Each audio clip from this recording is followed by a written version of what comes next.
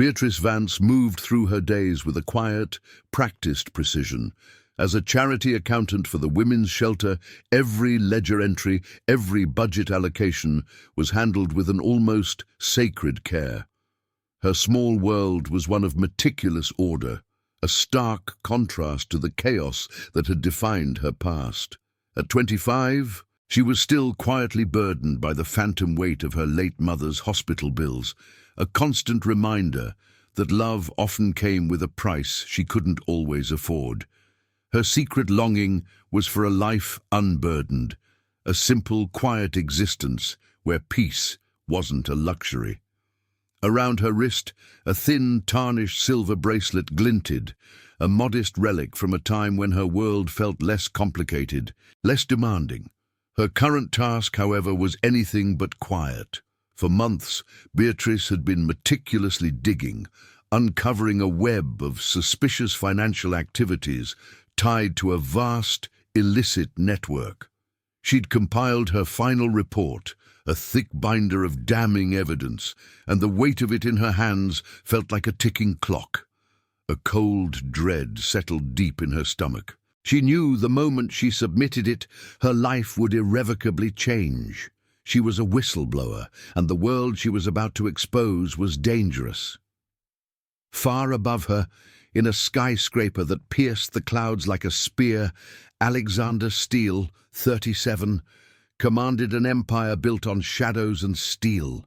His name alone echoed power and ruthlessness through the financial districts of New York. As CEO of a shadowy investment conglomerate, he was a figure of absolute authority, his influence stretching into unseen corners of the city.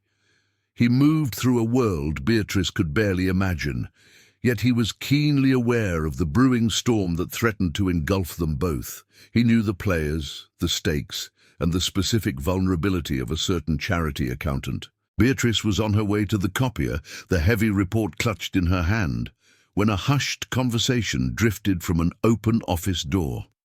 Words like cartel, leak, and witness snagged her attention, sending a chill down her spine. Later that evening, as the last rays of sunlight bled from the city skyline, casting long, menacing shadows, she prepared to leave work.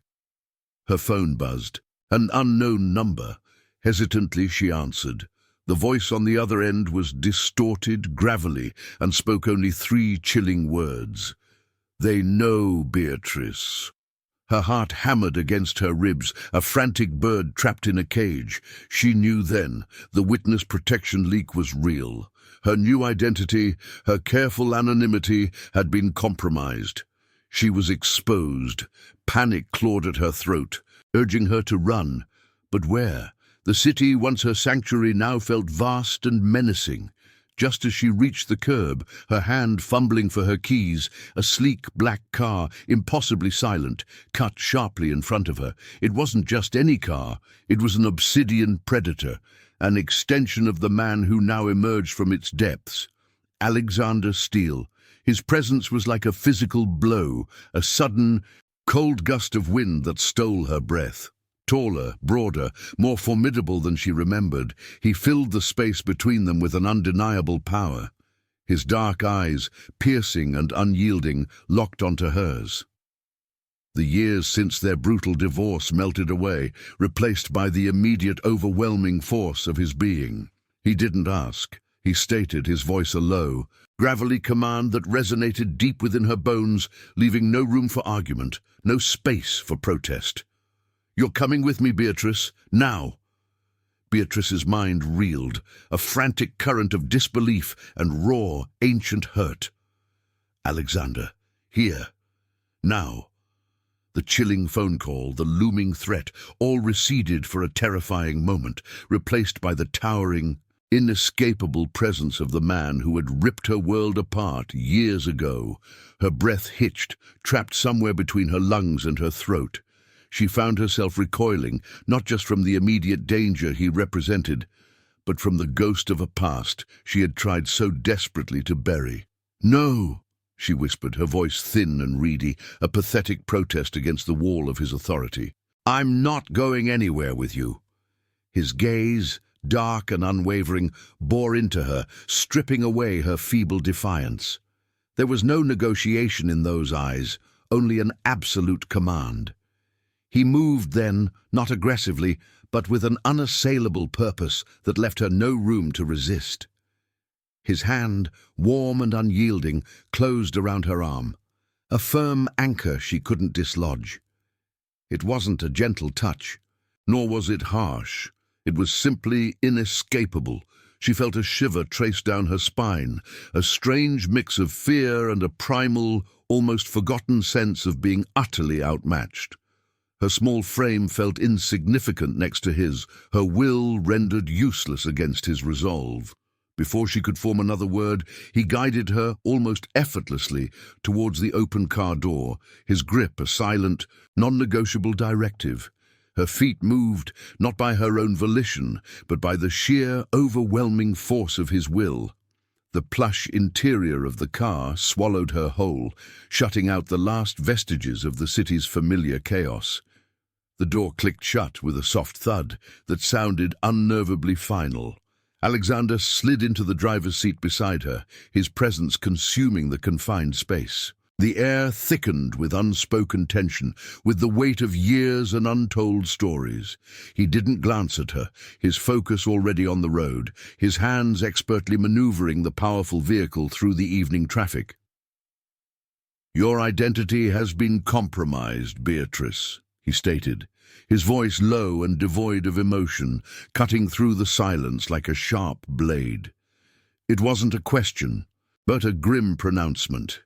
"A cartel, laundering funds through my rivals, knows exactly who you are and what you've reported. They're coming for you." The words struck her like a physical blow, the cold, stark reality of her situation crashing down. The phantom phone call, the vague unease, now solidified into a terrifying, undeniable truth. He wasn't asking for her trust. He was demanding her compliance for her very survival. He painted a picture of a world she couldn't comprehend, a world of ruthless power players and deadly consequences. It was a world far removed from her careful ledgers and quiet charity work, a world that only a man like Alexander Steele could navigate.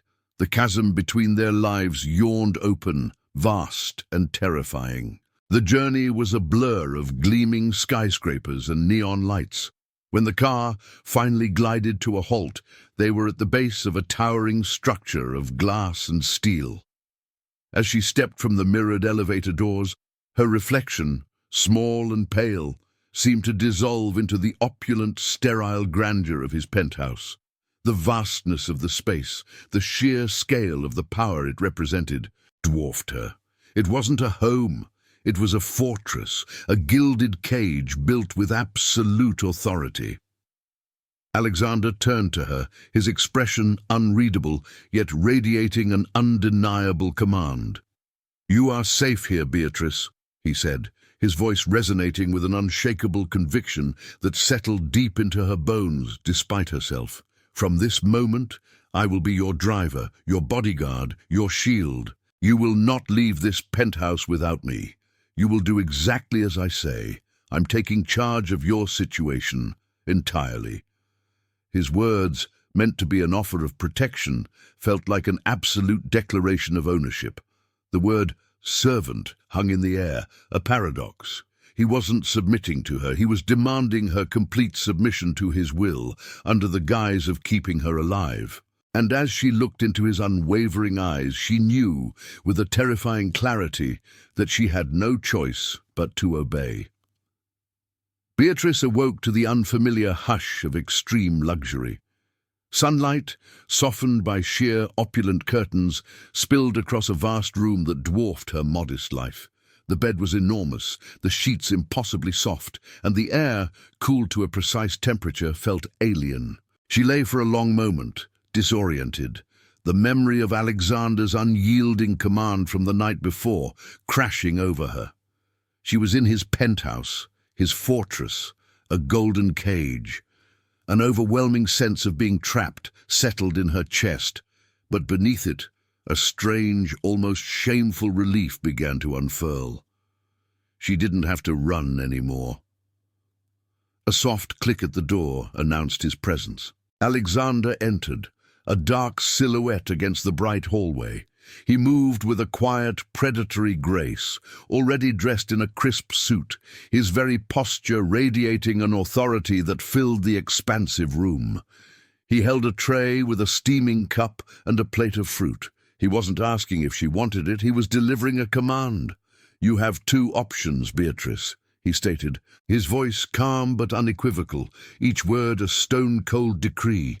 He placed the tray on a small table beside the bed, his dark eyes never leaving her. "You can cooperate fully, accept my protection, and follow every instruction I give, or you can attempt to defy me. The latter will only hasten the cartel's arrival. Your life as it stands is contingent on my protection and your absolute obedience." She felt the weight of his gaze, the sheer, unyielding force of his will. He didn't raise his voice, yet the unspoken threat in his words was palpable. He explained, with chilling brevity, the scope of the cartel's power, their reach, their utter ruthlessness.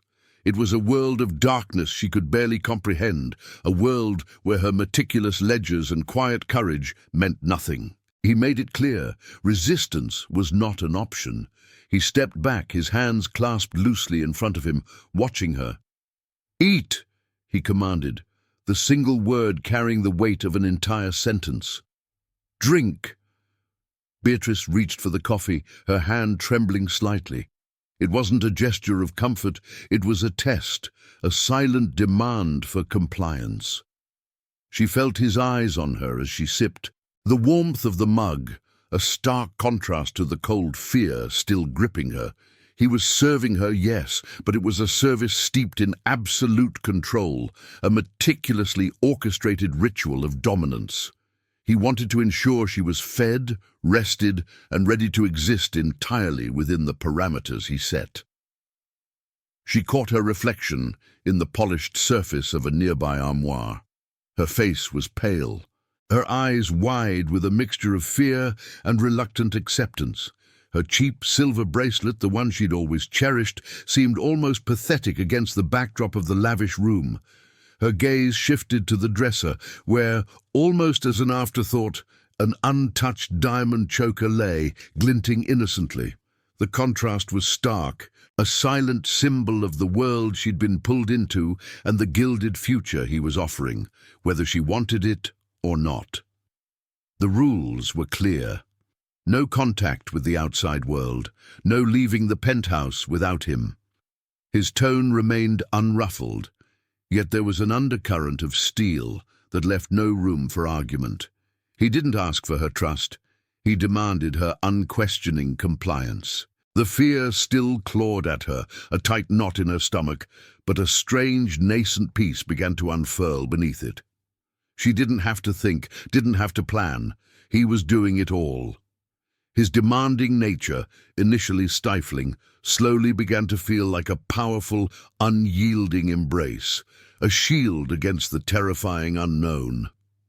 She found a strange, unsettling comfort in his authority, realizing, with a sinking heart, that she didn't have to fight alone anymore. Days began to blend into a strange, unsettling rhythm within the confines of Alexander's penthouse. Beatrice moved through the vast, luxurious spaces, feeling like a ghost in a gilded cage, yet always aware of his presence. He was a constant, watchful shadow, never truly out of sight. Whether he was on a conference call in the adjoining study or simply reading in a chair across the room, his attention, she knew, was always subtly tethered to her. He anticipated her needs with an unnerving precision she hadn't encountered since her mother had been alive. She wouldn't voice a chill, but a soft cashmere throw would appear draped over her shoulders. A fleeting glance towards the bookshelf and a new selection of novels would be placed on the table beside her, opened to an intriguing first page. He didn't inquire about her appetite. A perfectly prepared light meal would simply arrive, the aroma teasing her senses until she found herself eating. It was a silent, relentless care, a meticulous orchestration of her comfort that was undeniably effective, yet also profoundly demanding. His presence wasn't a request for forgiveness. She understood that much. It was a declaration of ownership, a potent, unwavering statement of protection. He was not asking for her trust. He was imposing his will, making it clear that her survival was now his sole domain. She was his to protect, and in that there was an unshakable, terrifying authority. In moments of quiet, when Alexander was absorbed in a call, his voice a low, steady rumble from the study, Beatrice found her thoughts drifting. The opulent surroundings, the suffocating safety would momentarily crack, letting in sharp, painful snippets of the past. She remembered their small apartment, the easy laughter, the way his hand used to brush hers without thought, the fierce, tender love she had believed in, the brutal divorce, the cold finality of his words still pricked at her heart like 1,000 tiny needles. The pain was still there, a dull ache beneath the surface, a ghost that whispered of what she had lost. But the current danger, the ever-present threat of the cartel, was a more immediate, visceral fear. It overshadowed the historical ache, pushing it into the background. The image of the black car, the distorted voice on the phone, the chilling certainty that she was hunted. These were the fears that consumed her now, and against that immense, crushing weight of external threat, Alexander's demanding nature, his relentless control, began to morph into something else entirely. It was a strange, unsettling paradox. His constant vigilance, initially stifling, slowly began to feel less like a cage and more like a powerful, unyielding embrace. She hadn't realized how utterly alone she had felt since her mother's passing, how she had carried the burden of her life, her choices, her safety, entirely on her own shoulders. Now, that burden was lifted. It was taken from her, not gently but forcefully by a man too powerful to defy. She found a strange, almost shameful comfort in his authority. His commands, once resented, now offered a clear path through the terrifying unknown. She didn't have to strategize, didn't have to fight, didn't have to worry about the next move of an invisible enemy. Alexander was doing it all. His strength became her sanctuary, his control her ultimate protection. And in that surrender, in that quiet acceptance of his absolute dominance, Beatrice felt a primal sense of safety she hadn't known in years. She didn't have to fight alone anymore. She only had to obey. The quiet unease that had settled over Beatrice intensified one evening when Alexander led her into his private study. The room, usually a blur of hushed efficiency and low-toned calls, now held a different, more chilling purpose. He gestured to a large, discreet screen embedded into the wall. Without a word, he activated it. The images that flashed across the screen were stark, unfiltered glimpses into a world Beatrice had only vaguely imagined, filtered news reports, then raw security footage from distant, anonymous locations. She saw the aftermath of what Alexander called cartel operations, burned-out vehicles, shattered storefronts, and the grim, unmoving figures of men who had defied them. The faces of the cartel leaders, cold and calculating, appeared briefly, their eyes holding a chilling ruthlessness that made her stomach clench. He didn't offer commentary, didn't need to. The visuals spoke for themselves, painting a terrifying picture of an organization that operated beyond the bounds of law, morality, or mercy. A knot of pure terror tightened in Beatrice's chest. This wasn't a theoretical threat, a vague danger whispered on a phone call. This was real. These were the people hunting her, her soft resistance. The lingering flicker of defiance that had simmered within her began to wane, replaced by a cold, hard acceptance of her perilous situation. The necessity of his control, once resented, now seemed less like an imposition and more like an absolute, undeniable truth. She watched him operate in the days that followed, a silent observer to his vast, intricate world. His phone, a constant extension of his will, was a conduit to an unseen network of resources. She heard snippets of his conversations, precise instructions given with an unwavering calm, demands made and met without question. Security teams moved silently through the building, their presence subtle yet formidable. Intelligence reports, coded and dense, scrolled across his various screens. Every action, every decision, every resource at his command was focused on one singular objective: her safety. The penthouse, initially a gilded prison, truly began to transform in her mind. It wasn't just a luxurious apartment. It was a fortress, a complex living entity designed to repel the world outside. He had built it, and now he wielded it, all for her.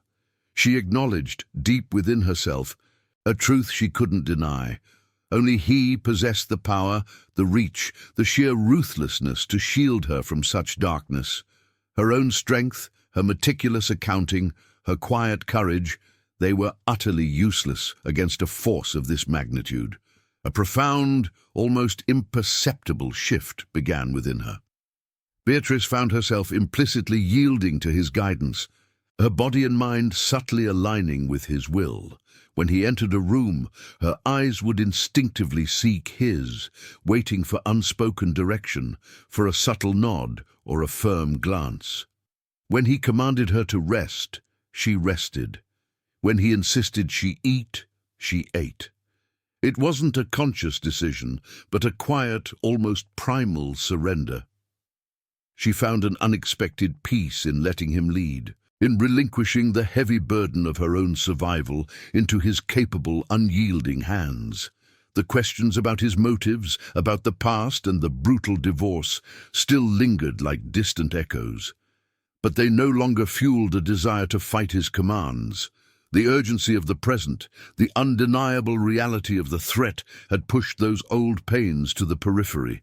Her trust, born not of affection but of raw fear and desperate necessity, began to take root. She was his to protect, and she was, irrevocably, under his command. The quiet unease that had settled over Beatrice intensified one evening when Alexander led her into his private study. The room, usually a blur of hushed efficiency and low-toned calls, now held a different, more chilling purpose. He gestured to a large, discreet screen embedded into the wall. Without a word, he activated it. The images that flashed across the screen were stark, unfiltered glimpses into a world Beatrice had only vaguely imagined. Filtered news reports, then raw security footage from distant anonymous locations. She saw the aftermath of what Alexander called cartel operations, burned-out vehicles, shattered storefronts, and the grim, unmoving figures of men who had defied them.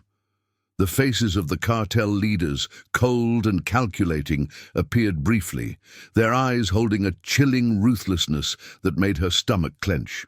He didn't offer commentary, didn't need to.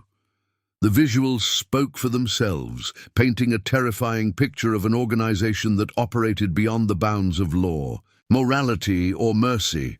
A knot of pure terror tightened in Beatrice's chest. This wasn't a theoretical threat, a vague danger whispered on a phone call. This was real. These were the people hunting her. Her soft resistance, the lingering flicker of defiance that had simmered within her, began to wane, replaced by a cold, hard acceptance of her perilous situation. The necessity of his control, once resented, now seemed less like an imposition and more like an absolute, undeniable truth.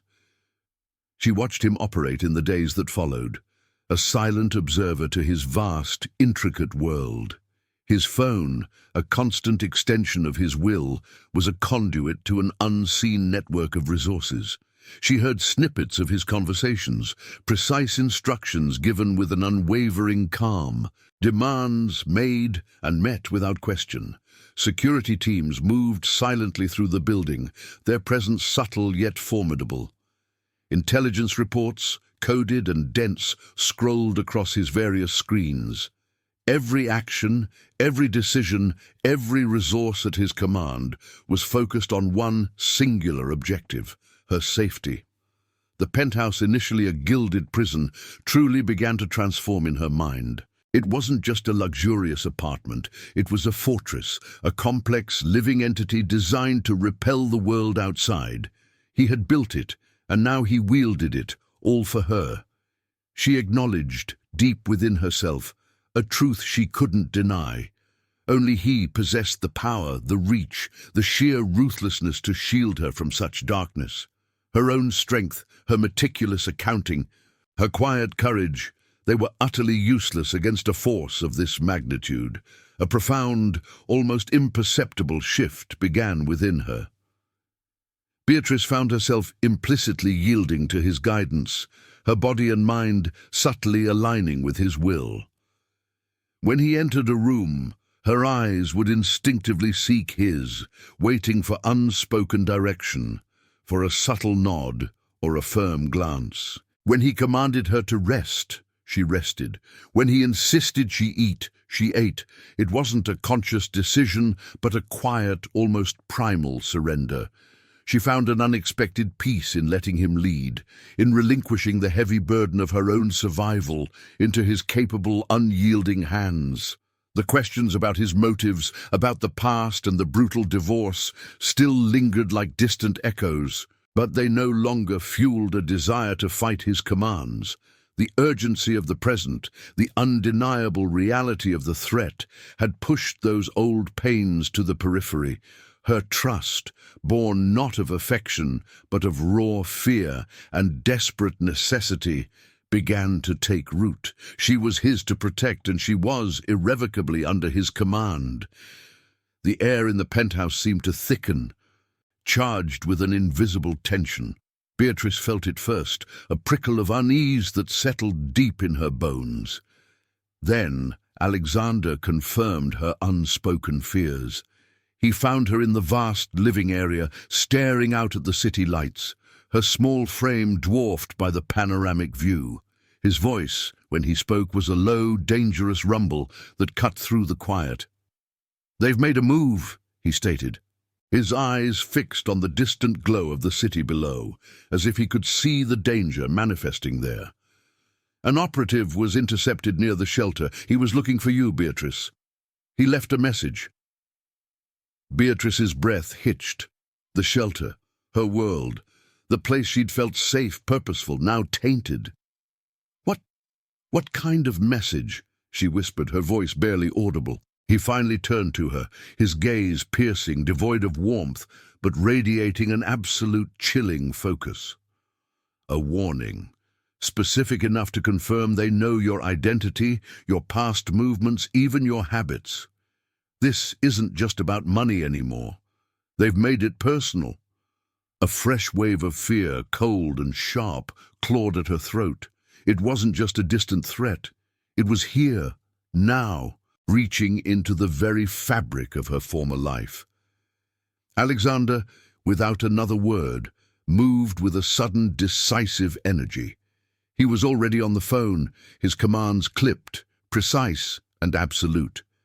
Beatrice watched as the penthouse transformed around her. More of his elite security personnel, previously unseen, became visible. They moved with silent efficiency, their dark suits and watchful eyes a constant reassuring presence in the hallways. New security protocols were instantly put into place. Technicians, moving like shadows, installed advanced biometric scanners on key internal doors, their quick work a testament to Alexander's preparedness. He personally led her to a specific, unassuming door nestled seamlessly into a wall panel. "This is a panic room," he explained, his voice devoid of emotion, yet the gravity of his words was undeniable. "Biometric access. Only you and I have the clearance. In the event of a breach, you will go here, immediately, no hesitation." Beatrice saw the gravity of the situation etched on his usually impassive face. His jaw was tight, his dark eyes narrowed, a single furrow marring his brow. It was the closest she had seen him to revealing any vulnerability, and it underscored the immense, terrifying reality of their situation. He was not just protecting her physically, he was protecting her sanity, shielding her from the full, brutal force of the threat. Fear still clawed at her, a constant dull ache in her chest. But as she looked at Alexander, at his unwavering presence, his immediate decisive actions, a strange sense of calm began to settle. He was her anchor. He was facing this monster, this darkness, head-on. She didn't have to understand the intricacies of his strategies, didn't have to fight the overwhelming power of the cartel. She only had to obey him. His strength was her shield, his commands her only path to survival. And in that absolute, unyielding control, she found an unexpected, undeniable safety. The air in the penthouse, already thick with an unspoken tension, grew heavy, almost suffocating. Beatrice felt it first, a subtle shift in the hum of the building, a tightening in the quiet efficiency of Alexander's movements. She watched him, an almost constant shadow in the periphery of her vision, his focus intense, his jaw perpetually set. He spent hours in his study, the low thrum of his voice on calls a constant backdrop. But the words she overheard were sharper now, laced with a new, dangerous edge. Then, the cartel made its move. Not with a direct physical assault, but a chillingly insidious probe. Beatrice was in the vast living area, trying to read, when Alexander appeared, his face grim. He didn't speak, but instead gestured to one of the large, transparent screens embedded in the wall. What flashed across it was a bird's-eye view, a grainy but unmistakable image of a drone, sleek and predatory, hovering just beyond the building's upper perimeter, its lens undeniably focused on the penthouse. Her breath hitched, a cold metallic taste filled her mouth. They were so close. They were watching. The sheer audacity, the brazenness of it made her heart pound against her ribs. Before she could voice her terror, the image flickered, then vanished. Alexander's fingers moved across a console, his expression unreadable, yet radiating a fierce, cold resolve. "They attempted to breach our network," he stated, his voice a low, dangerous rumble that seemed to vibrate through the very floor. A sophisticated hack, coordinated with the drone to map our internal systems. He didn't elaborate, didn't need to. Beatrice didn't understand the technical jargon, but she understood the meaning. The wall of their fortress had been tested, their sanctuary almost compromised. What followed was a terrifying display of Alexander's true power, a ruthless efficiency that chilled her to the bone even as it filled her with a perverse sense of awe. He moved through the penthouse, a dark, commanding force. His phone became an extension of his will, his commands delivered in clipped, precise tones. She heard words like lockdown, intercept, dismantle. The next day, filtered news reports on a smaller screen showed sudden, unexpected raids on seemingly legitimate businesses across the city, their owners linked to shadowy investment groups now facing immediate federal investigations. Cartel assets, Alexander revealed with a chilling calm, were being systematically crippled, their local operations thrown into chaos. He wasn't just reacting, he was retaliating, striking back with a brutal, calculating precision that left no doubt about his capabilities. He became even more demanding, his vigilance absolute. "You are not to be out of my sight, Beatrice," he stated, his voice a quiet command that brooked no argument. Whether he was on a call or simply observing her, his presence was a constant, inescapable tether. If she moved from one room to another, he would follow, not intrusively, but with an unwavering certainty that she was his to protect, and that protection required her constant proximity. He even insisted on accompanying her to the small, luxurious gym within the penthouse, standing sentinel while she went through a desultory workout, his dark eyes watching her every move. One afternoon, he led her back to the seamless wall panel that concealed the panic room. His instructions were precise, absolute. "The biometric scanner requires a full handprint and retina scan," he explained, guiding her hand to the pad, his fingers firm against hers. "In the event of an emergency, you will activate it, enter, and seal yourself inside. There is a two-way comms system, but you will not engage with anyone other than me. Do you understand?" Beatrice nodded, her throat tight. His voice, calm and unyielding, was the only thing she could focus on. She watched him demonstrate the lock, the emergency supplies, the air filtration. His instructions were thorough, leaving no room for error, no possibility of defiance. She felt utterly dependent on him, a small, fragile thing in the face of an unimaginable darkness. Her own strength, her quiet courage, felt like nothing against the ruthless power of the cartel, or the formidable, unyielding force that was Alexander. He was her formidable shield, her impenetrable wall against a world that sought to consume her. She was scared, yes, a deep, persistent fear that hummed beneath her skin, but she trusted Alexander completely to navigate this storm. She had no choice but to trust him, and in that complete surrender, she found a strange, terrifying peace. The silence in the penthouse, once a balm, now felt brittle, stretched taut over a deepening chasm of danger. Beatrice felt it in the subtle shift of Alexander's jaw, in the way his eyes, usually piercing, seemed to carry a heavier weight. He spent even longer hours cloistered in his study, the low murmur of his voice on calls replaced by sharp, decisive commands she couldn't quite decipher. He shielded her from the details, keeping the worst of the cartel's escalating rage locked away behind the biometric doors of his office, but she sensed it, a low, predatory hum vibrating beneath the polished floors. She knew the cartel, enraged by his ruthless counterattacks, was not simply retreating. They were lashing out, striking at the periphery of his empire, sending warnings that, while not directly aimed at her, spoke volumes of their escalating desperation. Alexander never spoke of these incidents, but the fleeting grimness that would cross his face, the way his security detail became even more omnipresent, confirmed her fears. His control over her tightened further, not through explicit commands, but through an almost invisible presence.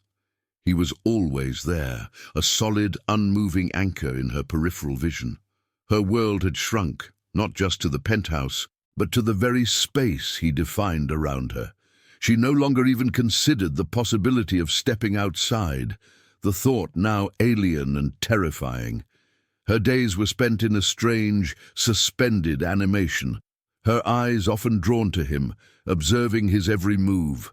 She watched him strategize, witnessed the raw, undeniable power he wielded. He was a general in a war she barely comprehended, and she, unknowingly, was his most vital asset, the very heart of his campaign. She saw the depth of his commitment, not in words, but in the unwavering focus of his gaze, in the meticulous planning that went into every detail of her confinement, every layer of her protection. This wasn't just about keeping her alive. It was about ensuring her absolute safety, a demand he seemed to place above all else. His quiet presence, his demanding care, became the only rhythm in her isolated existence. A profound, unspoken understanding began to form between them, a silent language forged in shared danger and his unyielding will. She had once resented his dominance, his absolute control, but now it was a source of undeniable comfort. His strength was her anchor, his unwavering presence, the only thing standing between her and utter terror. She found herself instinctively relying on him, her own thoughts often deferring to his unspoken directives. She would catch his eye across a room, and in that intense, possessive gaze, she would find not just a command, but a promise of protection, of absolute devotion to her survival. He was her fortress, her shield, her only defense against the looming darkness. And in turn, she sensed that her quiet obedience, her willing submission to his authority, fueled something essential within him.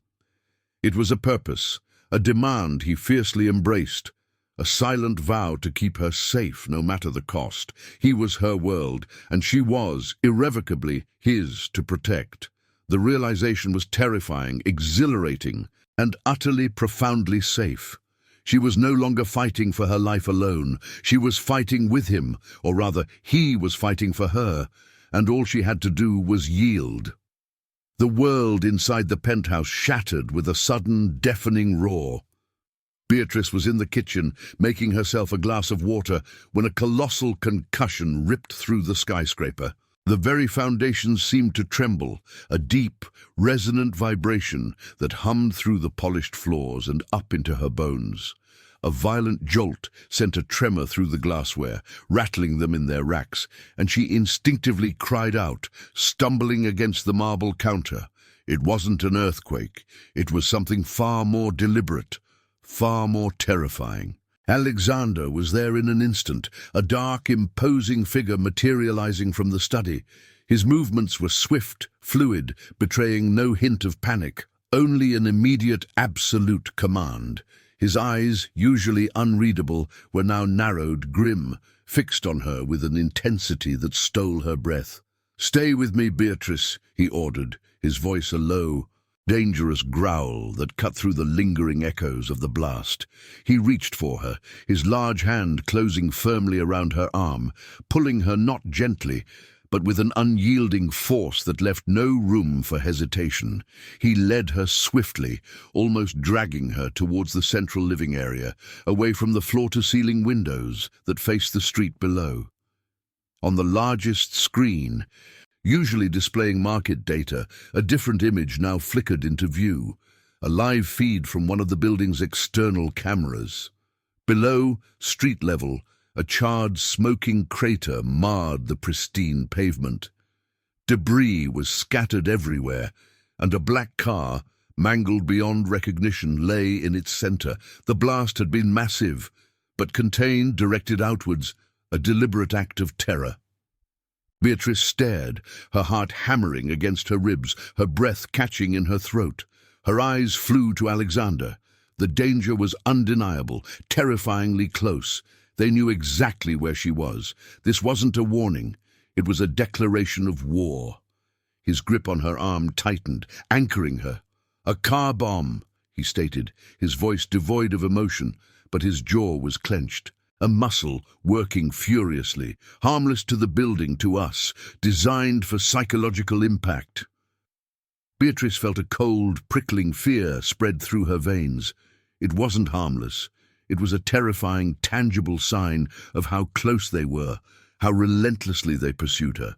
She felt herself trembling, her small body shaking uncontrollably against his unyielding presence.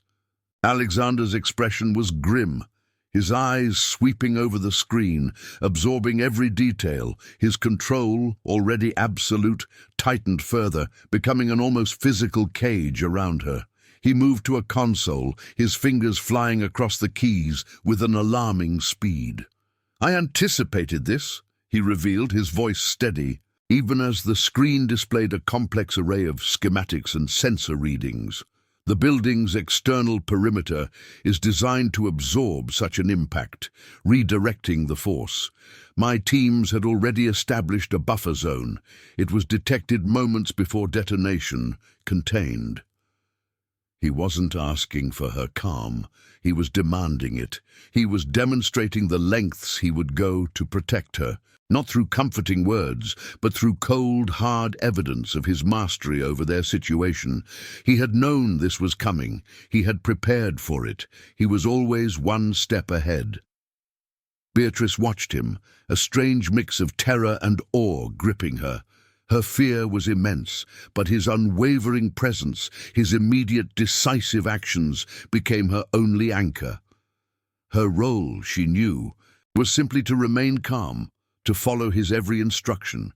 She was his emotional anchor in this storm, her very presence fueling his grim resolve. She clung to his words, his commands, finding a strange, desperate strength in his absolute, unyielding determination. He turned from the console, his gaze sweeping over her, assessing her state. He didn't offer comfort, but his hand moved to her back, a firm, possessive pressure that guided her away from the screen, towards the secure inner core of the penthouse. "The outer layer has been breached symbolically," he stated, his voice a low, gravelly reassurance that somehow cut through her terror. "But the inner fortress remains intact. You are safe here, Beatrice, as long as you follow my lead." And she did. She took a shuddering breath, her eyes fixed on his. She didn't question, didn't resist. She simply allowed him to guide her, to absorb her into the impenetrable shield of his presence. His strength was her sanctuary, his dominance her ultimate protection. In that moment, utterly vulnerable, utterly terrified, she found an undeniable, profound safety in her complete, unquestioning obedience. The colossal concussion from the car bomb still vibrated beneath Beatrice's skin, a constant low thrum of terror. Even Alexander's swift, ruthless response, his immediate tightening of the fortress around her, couldn't entirely quiet the frantic pounding of her heart. The sheer proximity of the danger, the brazenness of the attack, had stripped away the last vestiges of her emotional defenses. She felt raw, exposed, and profoundly alone in the vast, opulent silence of the penthouse. She had spent the afternoon trying to distract herself, sifting through the few meager belongings she'd managed to grab from her apartment before Alexander had swept her away. A small box of photos, a worn journal, a handful of clothes.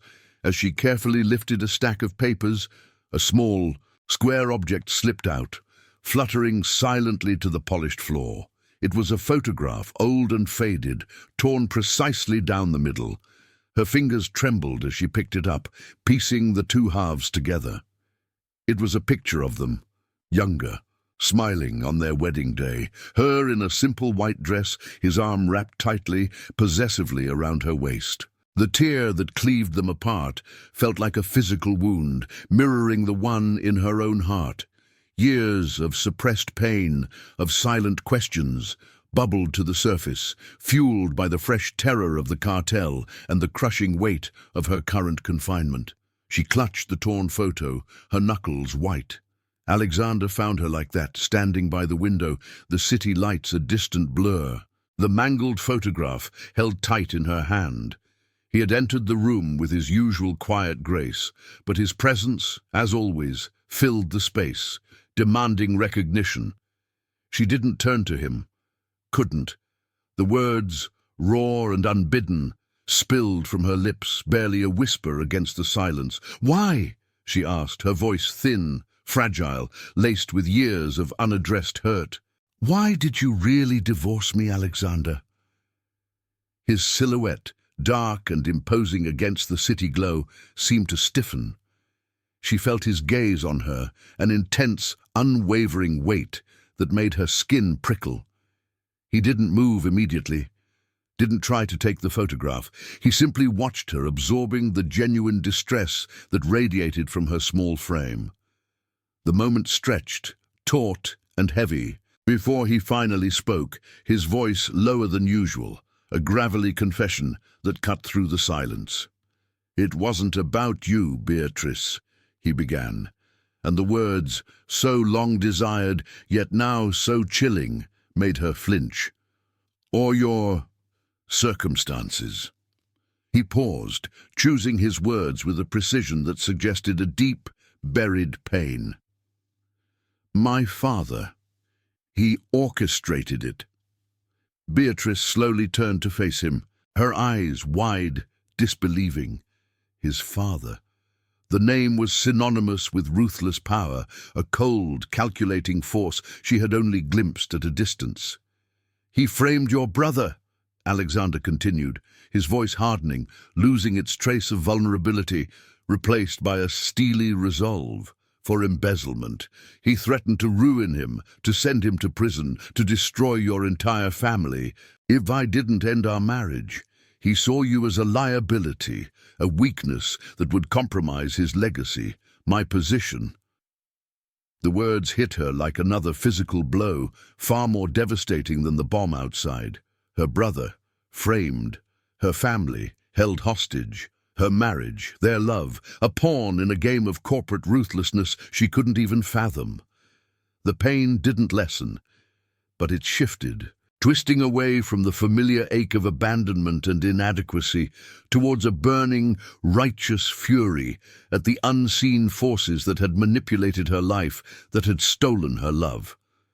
She swayed slightly, the world tilting on its axis.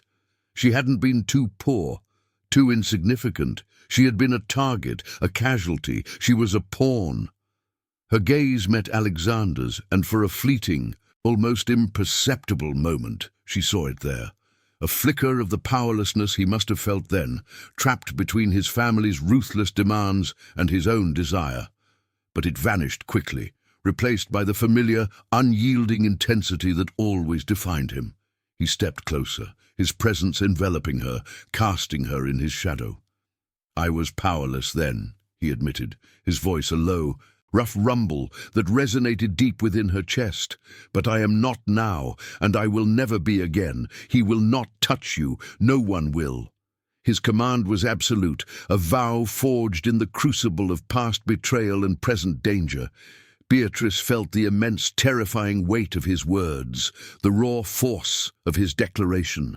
The man who had once been forced to let her go was now an unyielding shield, fiercely determined to protect her, to claim her. Her pain was still fresh, but it was no longer singular.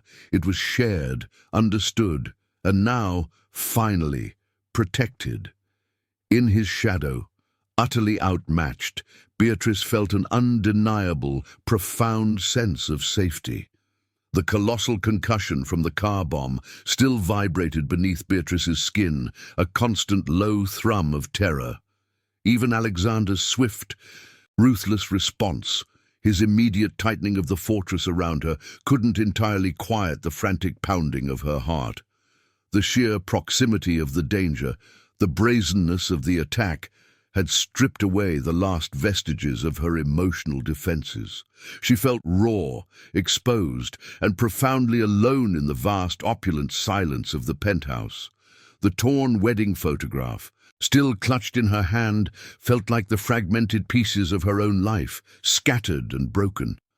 Alexander stood before her, his previous admission, his father's brutal manipulation, the framing of her brother, echoing in the sudden, cavernous space of her understanding. The pain of their divorce, once a wound inflicted by his coldness, now shifted, hardening into a sharp, righteous anger directed at the unseen forces that had orchestrated her suffering. She stared at him, her heart thrumming, waiting. She knew there was more. She felt it, deep in her bones, that this man, who had once seemed so distant, so cruel, held more truths, more secrets woven into the fabric of her very existence. He took a slow step towards her, his presence a heavy, undeniable force.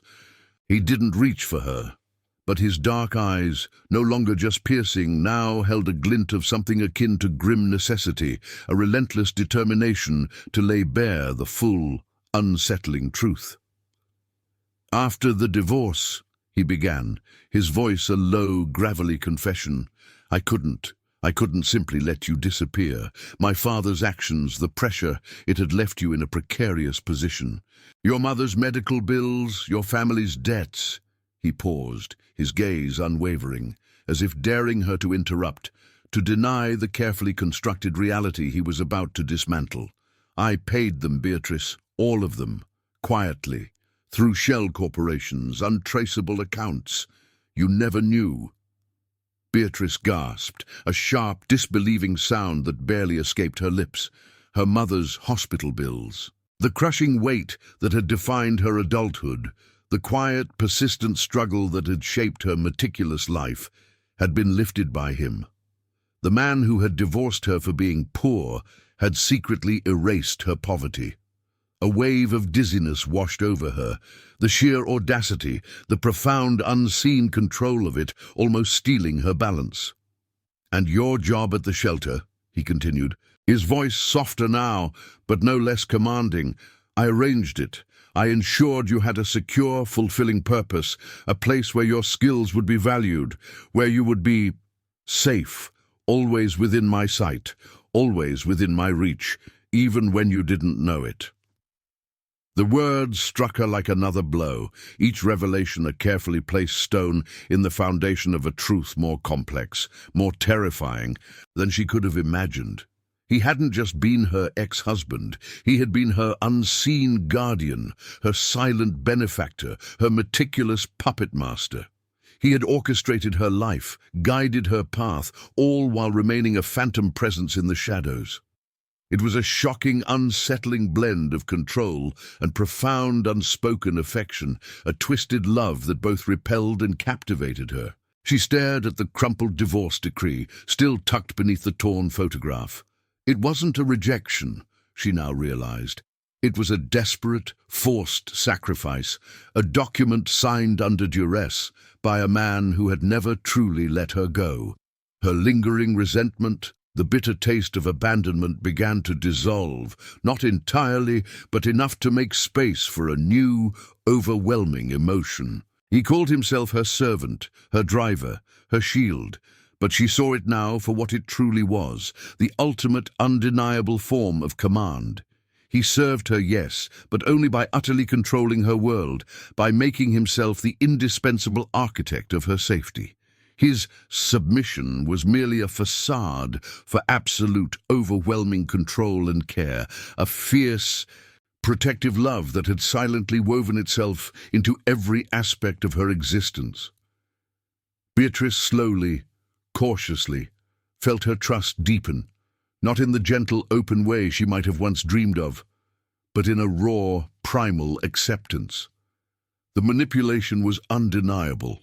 The deception profound, but the depth of his long-standing hidden protection, his unwavering vigilance, began to eclipse the betrayal. She started to understand the true complexity of his character, how his demand for absolute control, his dominating presence, was rooted in a fierce, almost savage, protective love. He was a monster, yes, but he was her monster. And he had never truly abandoned her. He had merely found a different, darker way to keep her safe. She was his to protect, and in that terrifying, exhilarating truth, she felt an undeniable, profound safety. The weight of Alexander's previous revelations, his confession of secret protection, still hung in the air like a heavy shroud, pressing down on Beatrice. Her mind reeled, trying to reconcile the cold, divorcing husband with the unseen guardian who had meticulously orchestrated her safety and well-being for years. She looked at him, her gaze a mixture of raw pain and dawning, terrifying understanding. He was her monster, yes, but he was her monster, and he had never truly let her go. Yet, even as this complex truth settled, Alexander's expression shifted, a subtle tightening around his eyes, a grim set to his jaw, signaling that the depths of betrayal were not yet fully plumbed. He took another step, closing the small distance between them until his towering presence filled her entire field of vision. His gaze, dark and unyielding, held hers, and she felt a fresh tremor of dread trace down her spine. The air seemed to thicken, charged with an unspoken, final devastation. "There is one more truth you must know, Beatrice," he stated, his voice a low, gravelly rumble that seemed to vibrate through the very floor. It was devoid of comfort, but laced with an unshakable certainty. The witness protection leak, the one that exposed your identity to the cartel, that put the target on your back. He paused, and Beatrice held her breath, her heart hammering against her ribs. "It came from within your own family." Beatrice gasped, a sharp, choked sound that caught in her throat. Her family, a cold, sickening knot twisted in her stomach. Who could possibly— "Your aunt," Alexander finished, the name a cold, hard stone dropped into the silence. "For cash. She sold your new identity, your location, your very existence, to the cartel." The words struck her like a physical blow, more devastating than any bomb, more insidious than any corporate scheme. Her aunt, Her mother's sister, the woman who had offered her comfort, who had seemed a steadfast presence in the aftermath of her mother's death. The betrayal was so profound, so personal, it ripped through her last remaining defenses. She swayed, her vision blurring, the room spinning around her. Before she could fully register the shock, Alexander moved with swift, unyielding purpose. He reached for a discreet panel on a nearby wall, his fingers flying across a biometric scanner. A screen flickered to life, displaying a series of encrypted messages, bank transfers, and grainy surveillance photos. The proof was undeniable, stark, and utterly damning. Her aunt's face, haggard and greedy, flashed across the screen for a terrifying second, followed by a ledger of illicit payments. Alexander had gathered it all, every damning detail, every thread of her aunt's treachery. This betrayal from her own blood, from someone she had trusted implicitly, was a crushing blow. It shattered Beatrice's last connection to her old life, to any remaining illusion of a safe, familiar world. The tearing of the wedding photograph, the crumpled divorce decree, they were nothing compared to this. This was a wound to her very soul, a complete obliteration of her sense of belonging, her ability to trust anyone outside of this gilded cage. Her vulnerability to external forces, to the perceived safety of her past, was utterly, brutally exposed. She felt the ground crumble beneath her feet, leaving her suspended in a terrifying void. There was no one left, no one she could truly trust, no one who truly cared for her without a hidden agenda or a price, no one save for the demanding, protective man who stood before her now, a man whose absolute control, she now understood, was the only thing standing between her and utter annihilation. Stripped of her past connections, of every last illusion of her former life, Beatrice looked at Alexander. His dark eyes, unwavering, held a fierce, possessive intensity. She finally understood the true nature of his hidden devotion, the relentless, all-consuming force of his protection. He was not just a protector, he was her sole sanctuary, the only secure haven in a world that had proven itself utterly treacherous. A profound, almost primal acceptance settled over her. Her natural inclination to yield, to find solace in strength greater than her own, found its complete fulfillment in his absolute power. She no longer fought him, not even internally. She leaned into his presence, into the undeniable truth of his dominance. The terrifying reality of her situation, the devastating betrayal, had cemented her decision. She was his to protect, and in that terrifying, exhilarating truth she found an undeniable, profound safety. She was, irrevocably, under his command. The air in the penthouse, already thick with the weight of impending doom, grew heavy, almost suffocating. Alexander moved through the vast, luxurious spaces with a quiet, predatory grace, his every action radiating a chilling sense of purpose. Beatrice watched him, her heart a frantic bird trapped in her chest, as he systematically prepared their fortress for the inevitable. He didn't need to tell her. She knew. The cartel, cornered and desperate, was about to make its final suicidal assault. It would come in the dead of night, a high-stakes, violent play for her, and Alexander was turning his skyscraper into a war zone.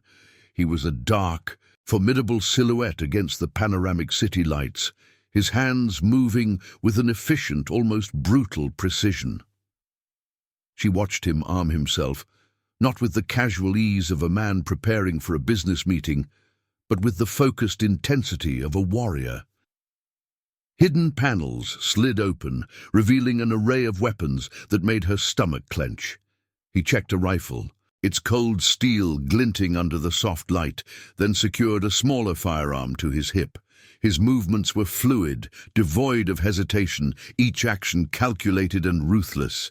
He was a force of nature, preparing for a storm he intended to dominate.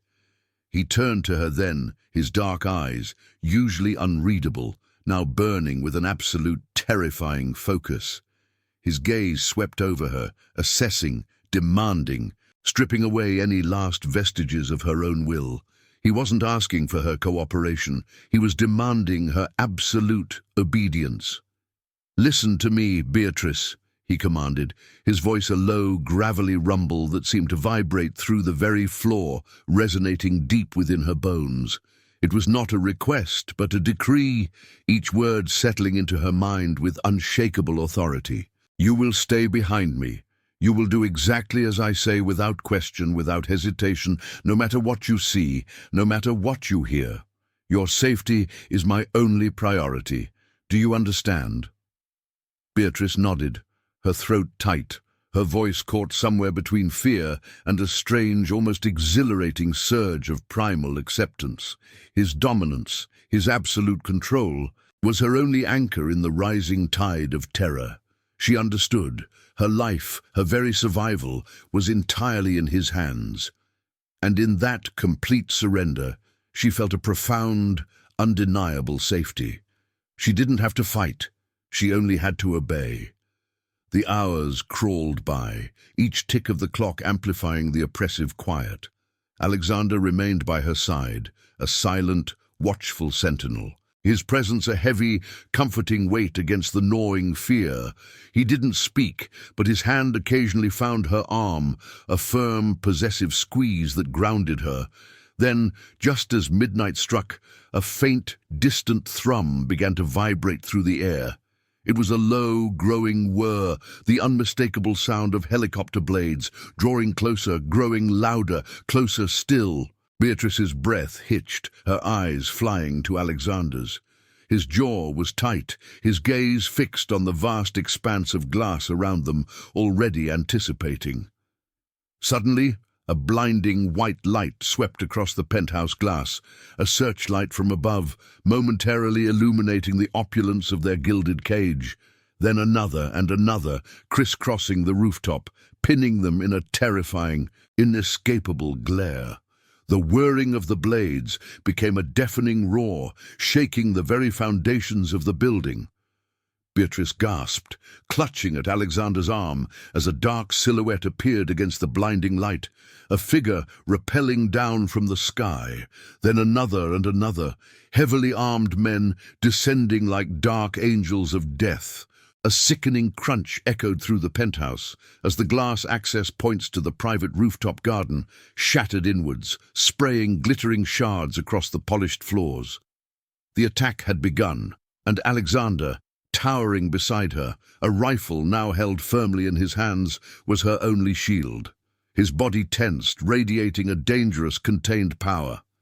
He shifted, subtly moving to position himself between her and the shattered glass, already making himself her impenetrable wall. His command, unspoken but absolute, was clear. Stay behind him, and she would. She would obey. The world exploded into a cacophony of shattering glass and brutal violence. Men, dark shadows against the flashing searchlights, poured through the ruptured access points of the rooftop garden, their weapons glinting menacingly. Beatrice screamed, but no sound escaped her throat, swallowed by the deafening roar of the helicopter blades and the sudden sharp crack of gunfire. She stumbled back, paralyzed by terror, her eyes fixed on Alexander. He was a force of nature. One moment, he was a silent, watchful sentinel beside her.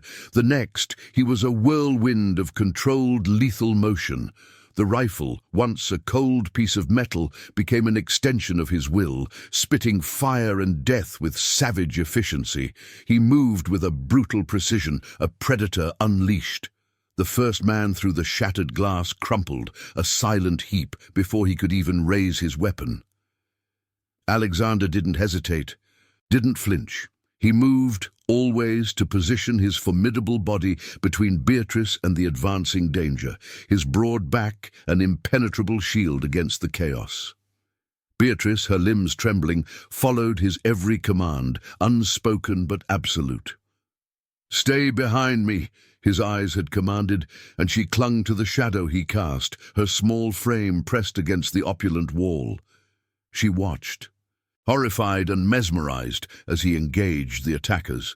He fought not with rage, but with a cold, calculated ruthlessness that chilled her to the bone. A man lunged, and Alexander met him with a brutal, disarming strike, the crack of bone sickeningly clear even amidst the gunfire. He didn't waste a movement, didn't spare a glance. Each action was swift, lethal justice, eliminating threat after threat with terrifying speed. A second wave of men, more heavily armed, repelled further down, attempting to breach a lower level. But Alexander was already aware. His voice, a low, guttural command, barked into a discreet comms piece in his ear, coordinating his unseen security detail, even as he systematically took down the men directly in front of them. He stole a rifle from a fallen attacker, his movements seamless, and turned it against their own. A grim, unyielding machine of protection. Chaos reigned. Gunfire echoed, the air thick with the smell of smoke and ozone. Men fell, their cries cut short. Beatrice, terrified, her heart a frantic drum against her ribs, never took her eyes off him.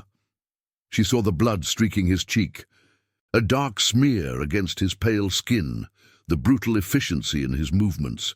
Yet in the midst of this terrifying maelstrom, a strange, almost perverse sense of safety bloomed within her. He was a monster, yes, a creature of raw, untamed power, but he was her monster, and he was fighting for her, shielding her with every fiber of his being. Her trust, born of raw fear and desperate necessity, was now absolute. She didn't question, she simply obeyed.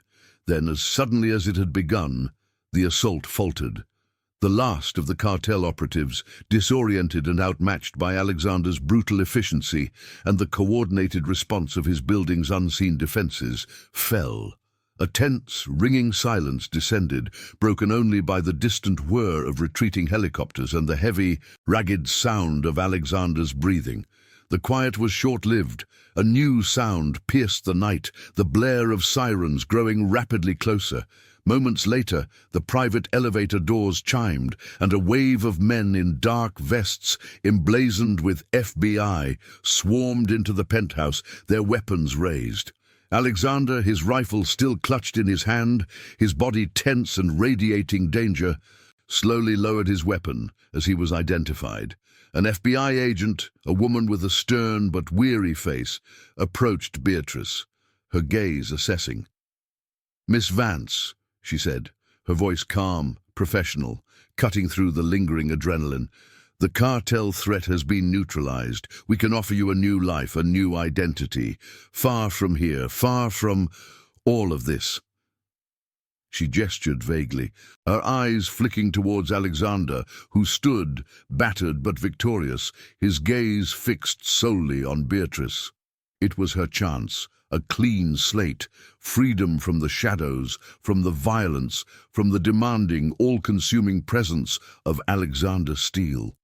The offer hung in the air, a tempting whisper of a quiet life, of a peace she had always longed for. But as Beatrice looked at the agent, then back at Alexander, her heart made its choice.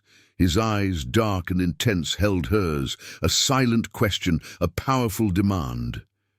He was bruised, his suit torn, but his power, his unwavering resolve, was more palpable than ever.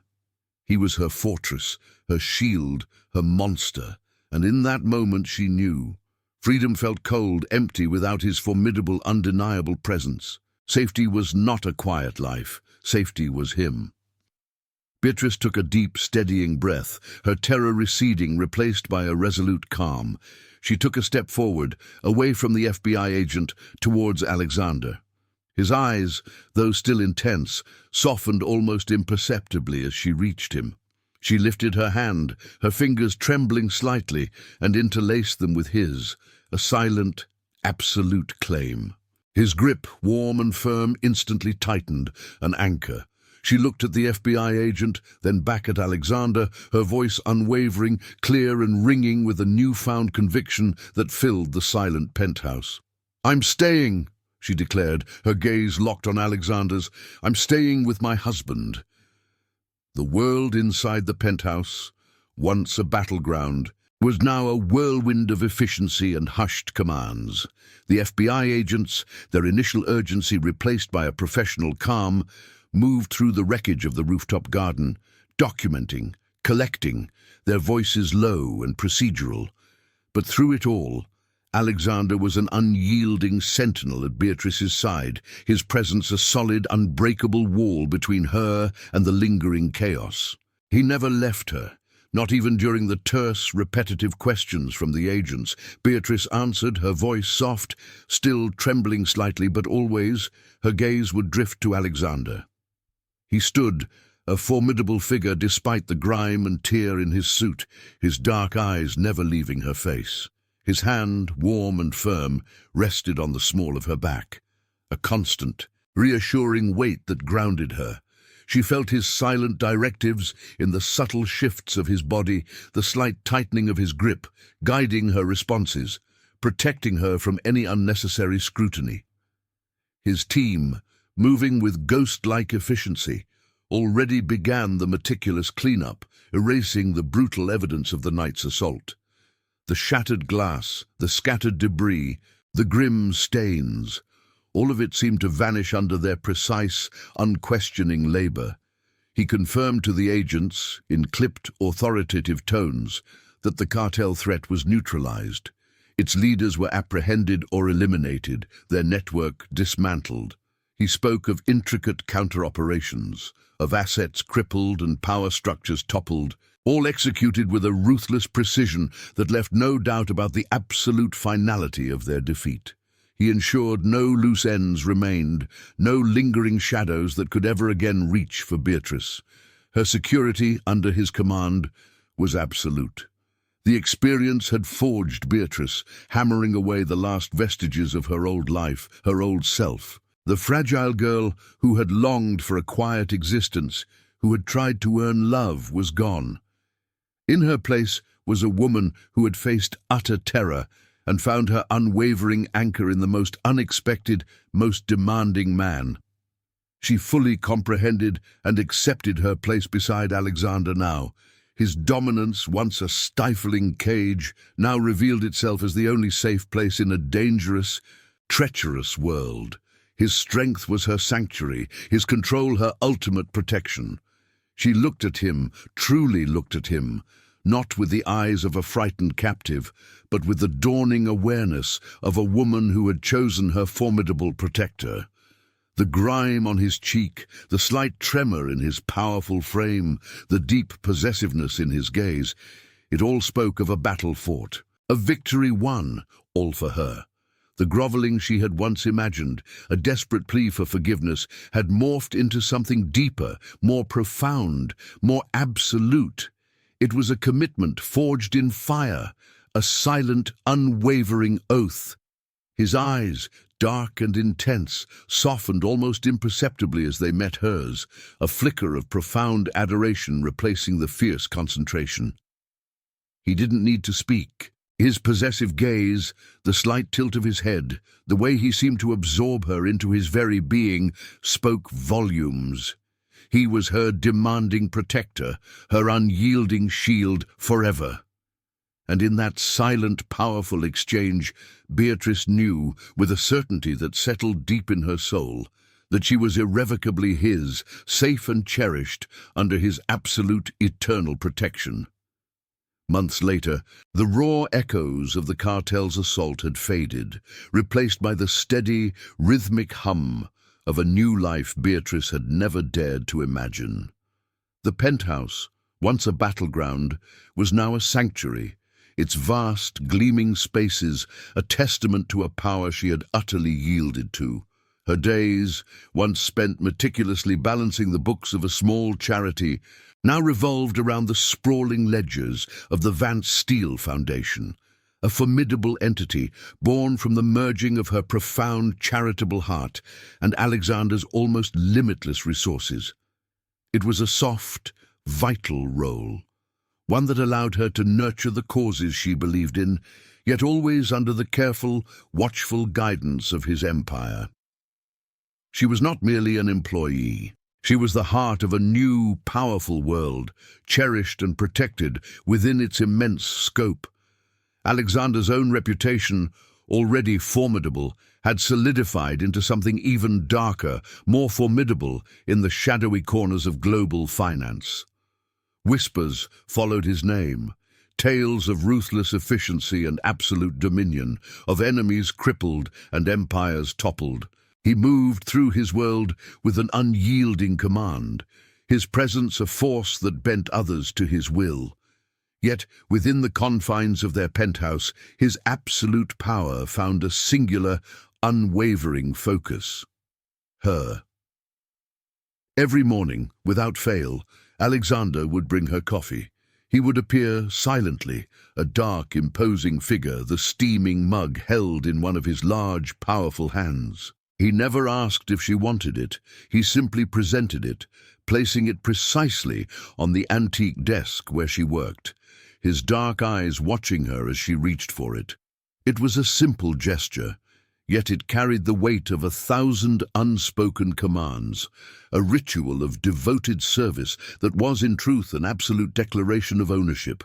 She felt the warmth of the mug in her hands, the subtle brush of his fingers as he withdrew, and in that small act she found a profound, almost dizzying sense of safety.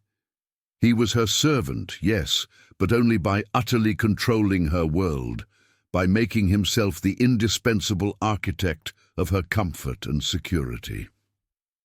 One crisp autumn morning, as Beatrice finished her coffee, her gaze drifting over the city skyline, Alexander knelt before her.